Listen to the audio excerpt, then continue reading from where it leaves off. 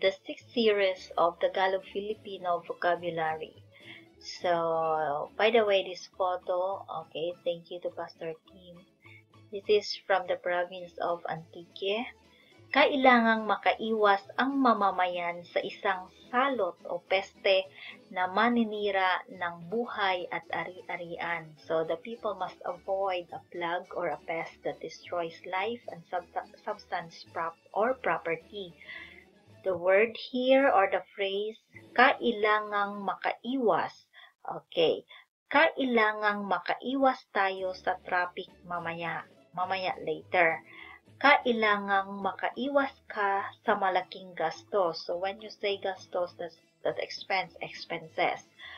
So, you notice the phrase, kailangang makaiwas is followed by the person or the doer. Kailangang makaiwas sa masamang tao. So, this sentence, there is no doer here or the person talking to or addressed to. So, kailangan makaiwas sa masamang tao. So, you can also say kailangang or kailangan makaiwas sa masamang tao. Masama tao. Bad people or person. Mamamayan. So, refers to the group of people living in a particular place or country. Maraming mahirap na mamamayan sa probinsya ng Panay. Panay is a group of provinces. That's a big island in Visayas where Boracay is located. So, maraming mahirap. Lahat ng mga mamamayan sa Antique, this is a province, mahilig sa batchoy or fond of eating batchoy. Ang mga mamamayan dito ay sanay sa tahimik. So, when you say tahimik, quiet, okay, stillness, or peaceful, or hush. So, when you say sanay, used to, or accustomed to. So, ang mga mamamayan, okay, dito is here. Salot o peste. So, when you say or, okay, plague or pest, and there are lots of meaning of these two words. Merong salot ngayon sa isla.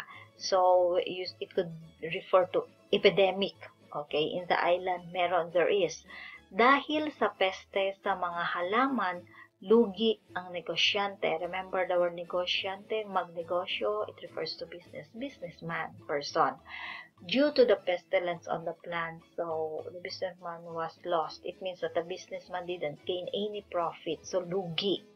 Dahil, okay, due or because of, ang mga kriminal ay ang mga salot sa bayan. So, those criminals, okay, are considered as, they could bring harm, do harm, okay, to the community, criminal. They are salot sa bayan, town, or in the community.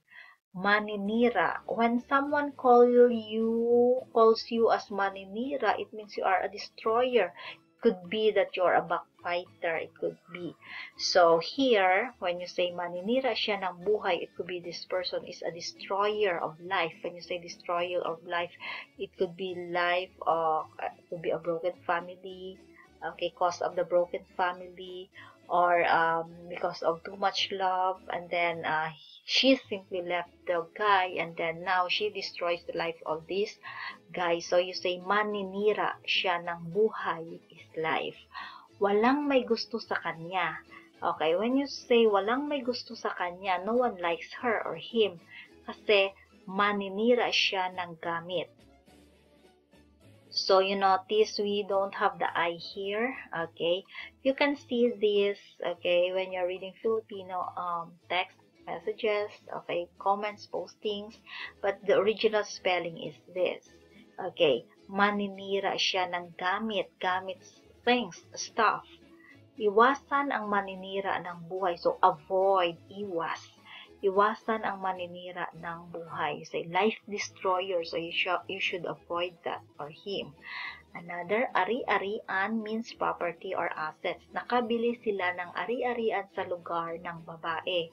Lugar ng babae, place of the girl. Nakabili, able to buy, they bought, okay, ng where Okay, ari-arian or property. Naubos, okay?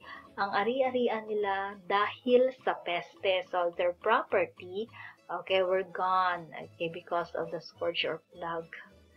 Nakaipon siya ng maraming ari-arian. So, kasi nagtrabaho siya sa abroad. So, this means when you say nakaipon, collected, or able to purchase, buy, okay, lots of properties. Because, kasi nagtrabaho siya sa abroad, nag-work, he or she works or worked abroad. Okay, so you can visit the website for more learning resources, and if you want live classes, you can contact us here.